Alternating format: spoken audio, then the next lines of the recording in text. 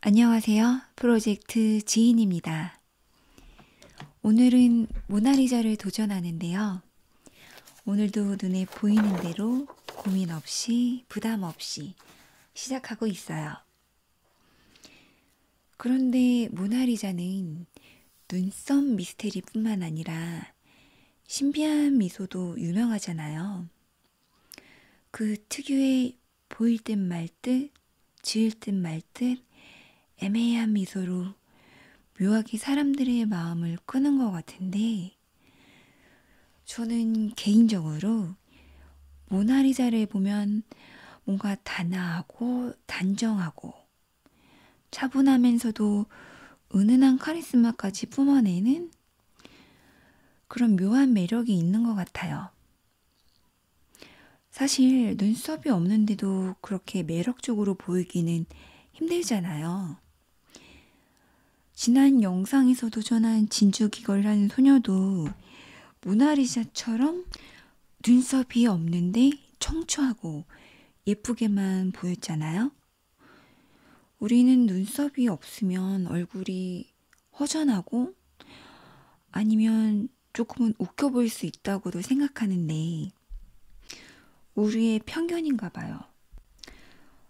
역시 사람의 이미지를 볼 때에는 눈썹 같은 일부분이 아니라 전체적인 분위기가 더 중요한 것 같아요. 다행이에요. 전 눈썹을 참 못 그리는데. 아무튼 모나리자의 민 눈썹만큼이나 모나리자의 미소도 아직 미스테리로 남아 있는데 저는 많은 추측 중에 하나 모나리자의 미소가 가식적이라는 말이 너무 재밌더라고요. 왜 가식적이라는 말이 나왔냐면 만약 실제로 모나리자가 초상화 모델 포즈를 취하다가 저런 미소를 지었다면 즐겁지 않은데 억지로 미소를 지었다는 얘기고요. 왜냐하면 왜 원래 사람이 웃을 때 양 입꼬리가 위로 올라가면서 얼굴 근육이 전체적으로 위로 올라가잖아요. 왜 그래서 많이 웃으면 얼굴이 땡긴다고 그러고 광대가 승천한다고 그러고 이렇게 말하잖아요. 그러면서 눈 주변의 근육이 수축되어야 하는데 모나리자는 눈 주변에 근육 수축이 없기 때문에 썩썩까지는 아니더라도 그냥 입꼬리만 억지로 올린 모습이라는, 그래서 우리가 모나리자 하면 생각나는 온화한 성품에서 나오는 자애롭고 신비한 미소라기보다는 가식적인 웃음에 가깝다라는 썰도 흥미롭더라고요.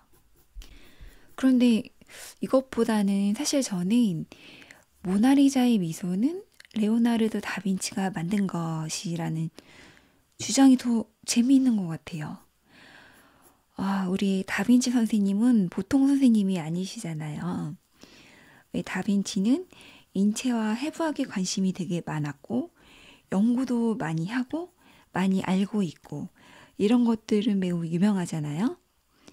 다빈치는 해부학 연구 중에서도 특히 사람의 눈을 이해하려고 많은 노력을 했다고 하는데 어떻게 보면 모나리자의 미소가 우리에게 신비하게 보이는 이유는 우리 시각 구조와 관련이 있고 이는 우리 인체의 눈에 대해서 이미 연구를 많이 한 다빈치 선생님께서 이런 점을 노리고 그린 거다라는 얘긴데 어떻게 확인할 수 있냐면 일단 모나리자 그림에서 모나리자의 입만 보면 입꼬리는 살짝 올라간 것 같지만 입만 보고 있다면 웃고 있다는 느낌은 없어요. 그런데 눈 부위에 초점을 두고 입술 부분을 살짝 보면, 즉 초점은 모나리자 눈에 두고 입술을 살짝 보면 왠지 입꼬리 부분이 조금 더 올라간 것 같으면서 웃고 있는 것처럼 보이도록 설계됐다는 건데 저도 실제로 해보니까 그렇게 보이더라고요. 역시 우리 레오나르도 다빈치 선생님은 참 난 인물이세요. 이거에 대한 과학적인 이론이 자세히 설명되어 있는 이야기들이 있는데 더 깊숙이 들어가면 너무나 과학적이고 일단 제가 이해가 안 되기 때문에 저는 이 정도로 아는 것에 만족하고 있어요. 그런데 이것뿐만 아니라 또 다른 장치도 모나리자의 미소를 신비롭게 만드는데 그게 바로 이 초상화를 그린 미술 즉 스푸마토라는 기법에 있는데 이거는 뭐 별거는 아니고 그냥 안개와 같이 흐릿한 느낌을 주는 이런 기법이에요. 왜 모나리자의 그림은 이 시대 다른 초상화와 비교해 볼 때 윤곽선도 희미하고 배경도 전체적으로 뭔가 안개가 낀 것처럼 뿌연 느낌이잖아요. 그런데 이렇게 정교하게 제작된 뿌연 윤곽선은 또 우리 시신경에 혼란을 불러일으킨다고 하니까 이런저런 요소들이 복합적으로 함께 작용해서 모나리자의 미소를 또 모나리자의 이미지를 좀 신비하게 만든 것 같아요. 우리가 레오나르도 다빈치 선생님에 대해서 너무나 많이 이야기를 들어왔고 많이 알고 있어서 그분은 대단하셔. 대단한 예술가이자 실험가이고 과학자이지.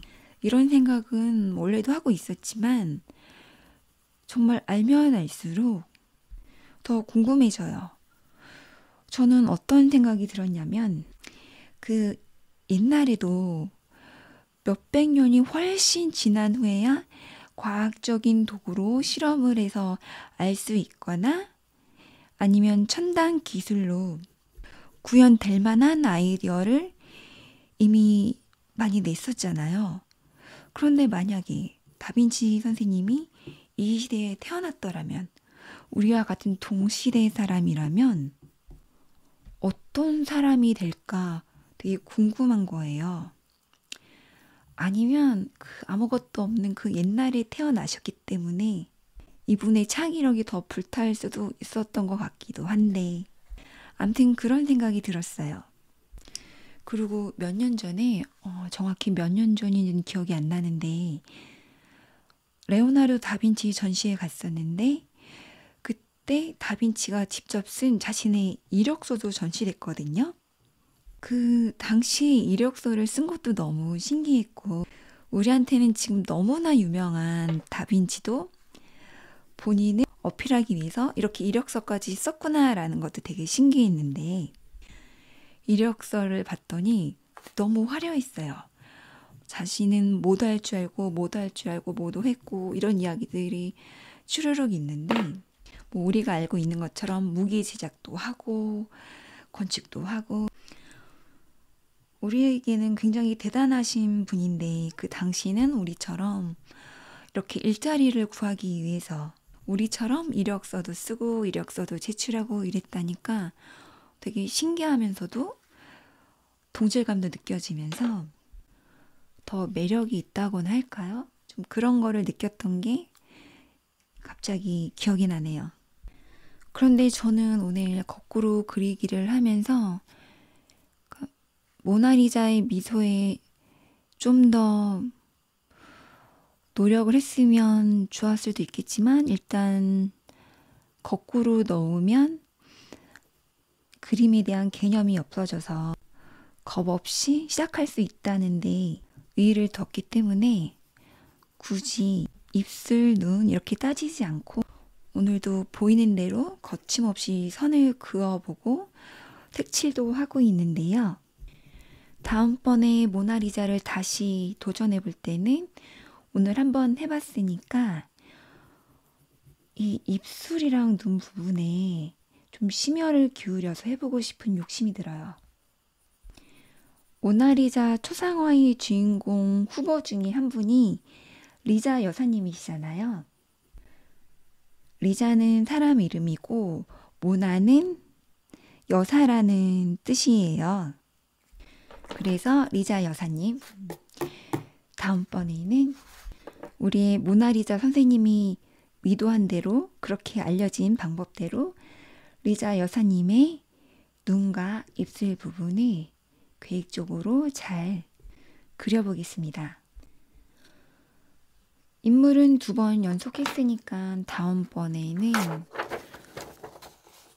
풍경화나 아니면 정물화에 도전해 보는 것도 재밌을 것 같아요.